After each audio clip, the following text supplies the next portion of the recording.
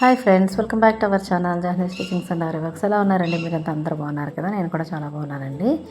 చూడండి, ఈ శారీకి అంటే ఈ కలర్ కాంబినేషన్కి మన దగ్గర ఎప్పుడైనా సరే డిజైన్ సెలెక్ట్ చేసుకున్న తర్వాత మన దగ్గర ఈ డిజైన్కి మన దగ్గర ఉన్న మెటీరియల్ ఏది మ్యాచ్ అవుతుంది అనుకున్నామో అవన్నీ తీసుకుని ఒక పక్కన పెట్టుకున్నామంటే ఇది ట్రేస్ చేసిన తర్వాత ఏది యూజ్ చేయొచ్చు అనేది మనకి బాగా ఐడియా అనేది వస్తుందన్నమాట. అలా నేను పక్కన పెట్టేసుకున్నాను. తర్వాత బ్లౌజ్ పీస్ పైన అంటే మనం వర్క్ దేని మీద అయితే చేస్తామో దానికి బ్యాక్ ఎక్కడ వస్తుంది, ఫ్రంట్ ఎక్కడ వస్తుంది, హ్యాండ్స్ ఎక్కడ వస్తాయి వర్క్ చేయడానికి అనేది నేను మార్క్ చేసుకుంటున్నాను. చూడండి, అది మీకు నేను చూపిస్తాను ఈ వీడియోలో. ఇక్కడైతే ఈ బ్లౌజ్ పీస్కి బోర్డర్స్ వస్తాయి కదండి. ఏ పట్టు శారీకైనా బోర్డర్స్ అనేది కంపల్సరీ ఉంటాయి కదా. 2 సైడ్స్ బోర్డర్స్ వస్తాయి కొన్నింటికి. ఇక్కడైతే ఈ శారీలో ఒక సైడ్ మాత్రమే బోర్డర్ అంతా కూడా ఒక సైడ్ మాత్రమే వచ్చింది. చూడండి, ఈ 1 సైడ్ బోర్డర్ వచ్చింది కదా.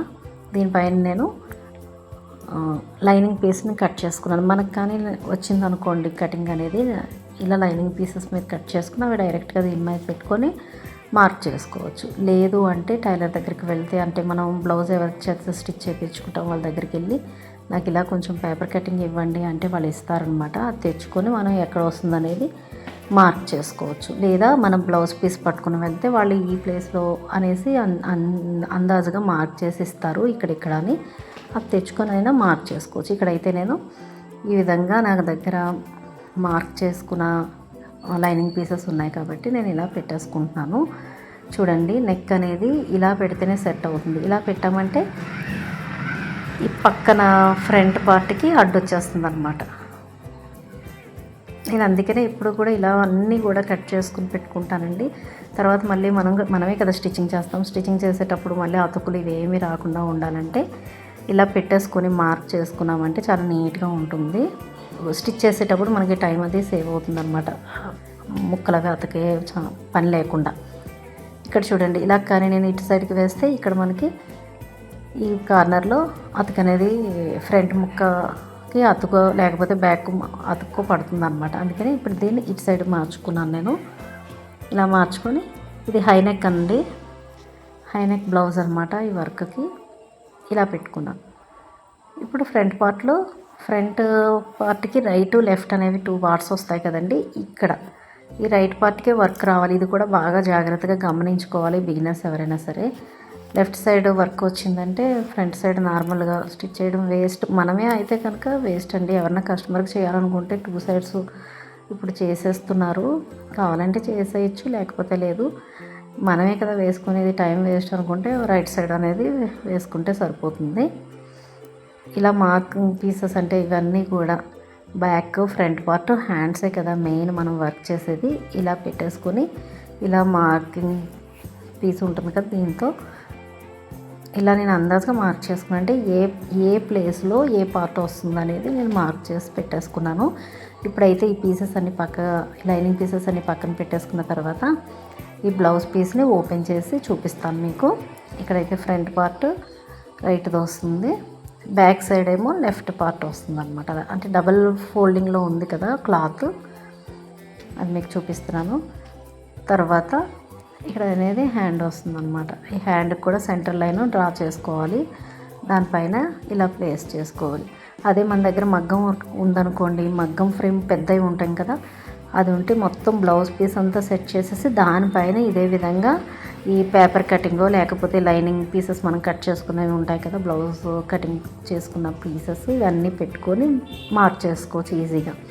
నేను ఇప్పుడైతే మగ్గానికి పెట్టట్లేదండి, ఫ్రేమ్కి ఫిక్స్ చేస్తున్నాను. అందుకనే మీకు చూపిస్తున్నాను. ఇలా ఫ్రేమ్కి ఫిక్స్ చేసేటప్పుడు ఇప్పుడు చూడండి, బ్లౌజ్ పీస్ అంతా పెద్దగా నేను అంటే డబుల్ ఫోల్డింగ్ కాకుండా ఫోల్డింగ్ అంతా తీసేసి మగ్గానికి ఎలా ఫిక్స్ చేస్తామో అలా వేసేసుకుని ఇప్పుడు మీకు చూపిస్తున్నాను. చూడండి, అదే మగ్గం ఫిక్స్ చేస్తే ఈ విధంగా ఇప్పుడు నేను చూపించాను చూసారా, ఇలా పెట్టేసుకొని చూడాలి. ఇదిగోండి, ఇక్కడ ఒక లెఫ్ట్ పీస్ వచ్చింది, ఇక్కడ రైట్ పీస్ వచ్చింది. ఇదిగోండి, హ్యాండ్ ఏమో 2 హ్యాండ్స్, ఇదొక హ్యాండ్ ఇదొక హ్యాండ్, ఓకేనా. లైనింగ్ పెట్టిన హ్యాండ్, ఇదిగో ఫ్రంట్ పార్ట్ ఇదొక పార్ట్. ఇది వర్క్ వస్తుంది అనుకుంటే అది ఒకసారి మీరు చెక్ చేసుకుంటే సరిపోతుంది. ఇదండి, ఇక్కడ వర్క్ వస్తుంది అన్నమాట ఈ పార్ట్కి. ఈ 2 సైడ్స్ ఫ్రంట్ పార్ట్లో ఉన్న left side part right side part అనమాట. అది కూడా ఎక్కడ మా వర్క్ వస్తుంది అనేది చూసుకోవాలి. దీనికైతే వర్క్ వస్తుందండి, ఎందుకంటే ఇది రైట్ సైడ్ పార్ట్ అనమాట. ఓకేనా. మగ్గ మనకి ఫిక్స్ చేసేసుకుంటే ఇంకా డైరెక్ట్గా మార్క్ చేసేసుకోవచ్చండి, పేపర్ కటింగ్ చేసుకుని నెక్ అనేది. ఇప్పుడు ఫ్రేమ్కి అయితే ఏం చేయాలంటే, మళ్ళీ మనం ఫ్రేమ్ లాగినప్పుడు మనకి అది మనం మార్క్ చేసుకునేది కరెక్ట్గా రాదనమాట. అందుకనేసి అందాజుగా ఇప్పుడు మనం ఏ పార్ట్ ఎక్కడ వస్తుంది అనేది అలా మార్క్ చేసుకొని ఫ్రేమ్ ఫిక్స్ చేసుకున్న తర్వాత నీట్గా మార్క్ చేసుకోవాలి. అది కూడా మీకు ఈ వీడియోలో చూస్తాను. వీడియోలు ఎంత ఎక్కువైనా బిగినర్స్కి క్లియర్గా చాలా డౌట్స్ వస్తాయండి ఇటువంటి డ్రా చేసుకున్నప్పుడు. వాళ్ళ కోసమని నేను క్లియర్గా చెప్తున్నాను పిన్ టు పిన్. మీరు తప్పకుండా స్కిప్ చేయకుండా చూడండి. ఇది బ్యాక్ పార్ట్ అనేది నేను ఇంతకుముందు చెప్పాను కదా, అందాజుగా మార్క్ చేసుకున్నాం కదా డాటెడ్ లైన్స్ కింద. ఇక్కడ అదే బ్యాక్ పార్ట్ వస్తుందన్నమాట. ఇది హై నెక్ కాబట్టి నేను పైకి పెడుతున్నాను. చూసారు కదా, ఇలా పెట్టుకుని ఇప్పుడు ఫ్రేమ్కి ఫిక్స్ చేసేసుకొని, అంటే ఇది సెంటర్ లైన్ అనమాట. ఓకేనా. ఇది బ్యాక్ పార్ట్, ఇది సెంటర్ లైన్. మధ్యలో ఒక లైన్ ఇలా సెంటర్లో డ్రా చేసుకుని అప్పుడు ఫ్రేమ్కి ఫిక్స్ చేసుకుంటే ఆ లైన్ స్ట్రైట్గా వచ్చే విధంగా క్లాత్ని టైట్ చేసుకోవాలన్నమాట. ఇది రైట్ సైడ్ ఫ్రంట్ పార్ట్లో రైట్ సైడ్ పార్ట్. నేను ఒక సైడే వర్క్ చేస్తున్నానండి, రైట్ సైడ్ పార్ట్. ఇంకా ఫ్రంట్ సైడ్ అసలు ఏ వర్క్ చేయట్లేదు. సో ఇదొక హ్యాండ్, ఇదొక హ్యాండ్. ఈ విధంగా మార్క్ చేసుకోవాలి. ఇప్పుడు చూడండి, నేను ఫ్రేమ్ అంటే రౌండ్ ఫ్రేమ్ ఫిక్స్ చేయకముందే బ్యాక్ నెక్కి ఇలా సెంటర్ లైన్ అనేది స్ట్రైట్గా డ్రా చేసుకున్నాను, మనకి ఎక్కడ వర్క్ వస్తుంది అనేసి. ఇది ఫిక్స్ చేయకముందే నెక్ లైన్ అంటే నెక్ రౌండ్ అనేది డ్రా చేయకూడదండి, ఎందుకంటే మనం క్లాత్ని ఈ ఫ్రేమ్ టైట్ చేయడం కోసం అటు ఇటు లాగుతూ ఉంటాం కదా, అప్పుడు ఆ రౌండ్ నెక్ అనేది షేప్ అవుట్ అయిపోతుంది అనమాట. అందుకనేసి ఫ్రేమ్ని ఫిక్స్ చేసిన తర్వాత ఈ రౌండ్ షేప్ అనేది డ్రా చేసుకోవాలి. స్ట్రైట్గా నేను సెంటర్లో లైన్ డ్రా చేశాను చూసారా, ఈ లైన్ అనేది కరెక్ట్గా వచ్చేలాగా మనం క్లాత్ ఫిక్స్ చేసుకునేటప్పుడు చూసుకోవాలి. ఎక్కడైనా వంకర పోయిందేమో చూసుకొని ఇంకొక సైడ్ లాగేమనుకోండి ఆ లైన్ అనేది స్ట్రైట్గా వచ్చేస్తుంది. ఆ విధంగా డ్రా చేసుకోవాలి. తర్వాత ఇక్కడ 1/2 ఇంచ్ ఖర్చు అనమాట, పైన మనకి షోల్డర్ దగ్గర 1/2 ఇంచ్ ఖర్చు పెట్టుకొని